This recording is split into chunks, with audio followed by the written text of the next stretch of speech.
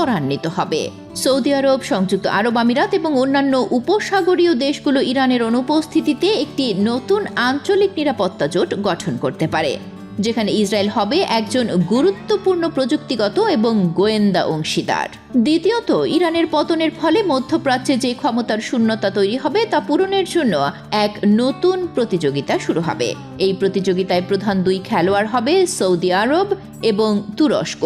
উভয় দেশই চাইবে নিজেদেরকে সুন্নি বিশ্বের নতুন নেতা হিসেবে প্রতিষ্ঠা করতে, যা এই দুই দেশের মধ্যে এক নতুন স্নায়ুযুদ্ধের জন্ম দিতে পারে।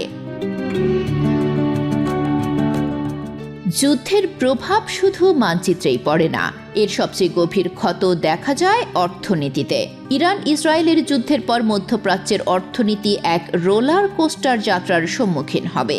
যুদ্ধের পরপরই বিশ্বজুড়ে তেলের দাম হবে আকাশচুম্বী, কারণ হরমুজ প্রণালী নিয়ে দেখা দেবে অনিশ্চয়তা।